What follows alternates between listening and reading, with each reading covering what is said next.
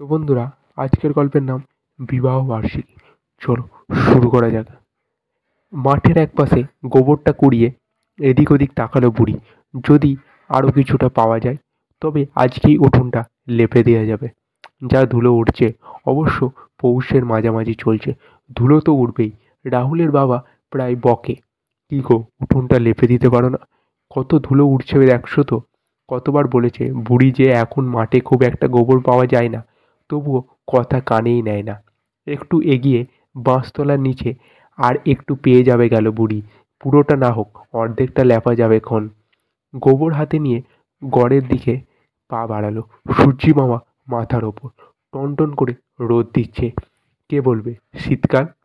গরমে গা পুড়ছে, আর থেকে ঝোড়ো হাওয়া, গা হাত পা ফেটে চচ্চর করছে। রাহুলের বাবা একটা ভেসলিনের বড় কোটো এনে দেবে বলেছে। আপন মনে হাঁটছিল বুড়ি। হুঁশ ফিরল নিতাইয়ের ডাকে। দেওর হয়, খুব ঠান্ডা, ইয়ার্কি মারে। বৌদিকে বলল, বৌদি একবার ঘরটা আমাদের লেপে দিও তো তাহলে। তোমার দাদাকে বলো, ওর অনেক সময়, আমার ঘরে অনেক কাজ আছে। নিতাই কলসিতে জল ভরছিল। হাসতে হাসতে চলে গেল বুড়ি। রাহুল স্কুল থেকে এলো কিনা কে জানে। ছেলেটা এত খেলে যে বলার কিছু নেই। সারাদিন খেলা আর খেলা, খাবারও খাবে না। ওর খাবার কাছে কম বকা খায়। রাহুল এসছিল। উঠোনে পা পড়তেই জোরে আওয়াজ দিল বুড়ি। উফ, এত জোরে চেঁচাও কেন বলো তো? খানিক আগেই এলাম, ভাত খাবি না? স্কুলে খেলাম। ও, আমাকে খানিক জল এনে দিস তো কল থেকে, আজ উঠোনটা লেপে দেবো। এখন খানিক মুড়ি খাই দাঁড়া। আমি রতনদের উঠোনে খেলছি, আমাকে ডেকে নিবীক্ষণ। কিছু বলার আগে রাহুল হাওয়া। বুড়ি হাসবে না কাঁদবে, ছেলেটা দিনকে দিন বেজায় বদমাশ হয়ে যাচ্ছে। থালাটা মুড়ি আর খানিকটা তরকারি নিয়ে মাখাতে লাগলো। স্কুলের মাস্টার বলেছে রাহুলের মাথা বেশ ভালো, অনেক দূরও পড়বে। একটা টিউশনিও আছে, গায়ের সবাই পড়ে। ও বলেছে এক কথা, মাঝে মাঝে খুব চিন্তা হয় কতদূর রাহুলের বাবা পড়াতে পারবে কে জানে। রিক্সা চালিয়ে কতই বা ইনকাম। এখন তো টোটোর যুগ, কেউ চাপেই না রিক্সায়। মালিক বলেছে সামনেই মাসে একটা টোটোর ব্যবস্থা করে দেবো। থালা ধুতে ধুতে জোরে হাঁক দিল বুড়ি। খানিক পর রাহুল হাজির। এই নে, 2 বালতি এনে দিলেই হবে। দাও বলে বালতিটা হাতে ছুট মারল কলতলার দিকে। বুড়ি ঝাঁটা নিয়ে আগেই উঠোনটা পরিষ্কার করলো। কত ধুলো বাপরে। উঠোনের ধারে এই বাঁশের ঝাড় থাকলে ঝামেলায় বটে বাবু। সব সময় পাতা পড়বে আর বুড়ির হয়েছে মরণ। কতবার ঝাঁটা দেবে। রাহুল এনে দিল 2 বালতি জল। বাবু শোন না, আরেক বালতি এনে দে না। না না, আমি খেলতে যাব। মুখ বেজার করলো। যা না, আমার সোনা তুই এনে দে যা। যাব না, শেষমেশ গেল। এই ছেলেটার মাথায় একবার খেলার নেশা চাপলে তাকে বাগার দেয়া খুব মুশকিল।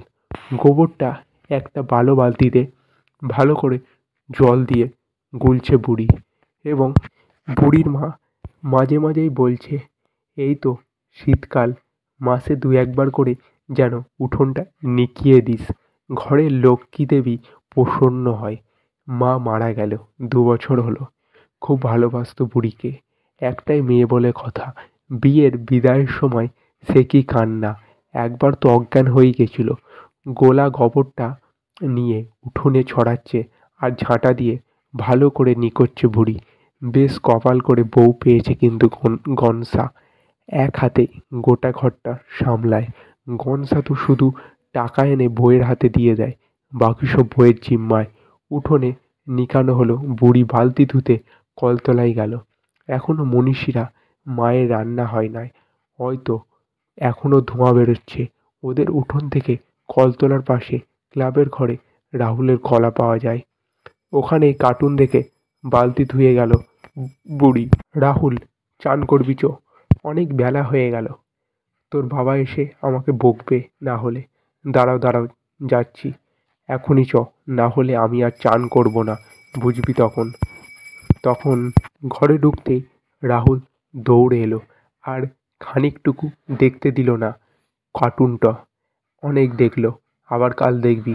জামা প্যান্ট খুলে চ বাথরুমে তাড়াতাড়ি, তোর বাবা এলো বলে দেখ না। আমাকে বকবে এবার।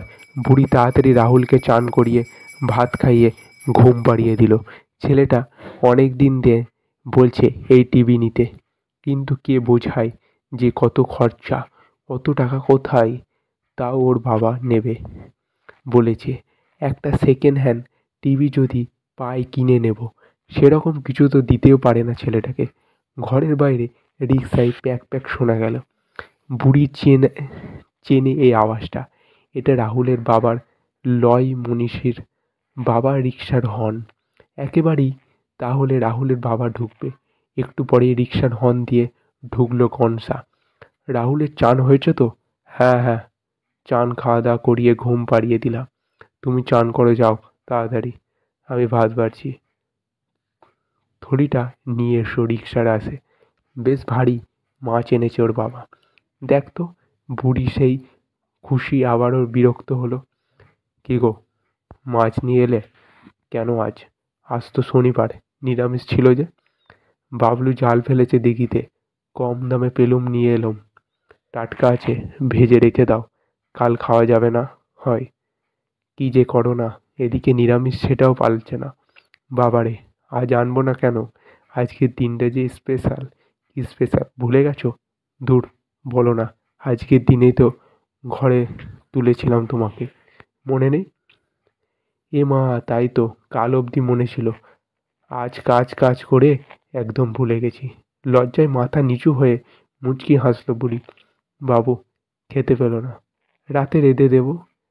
একটা শনিবার আমিষ খেলে কিছু হবে না। ও হো হো, হেসে উঠল কনসা। এই ছিল গল্প। কেমন লাগলো অবশ্যই কমেন্ট করে জানাও। এরকম গল্প পেতে আমাদের চ্যানেলটিতে অবশ্যই সাবস্ক্রাইব করে দাও।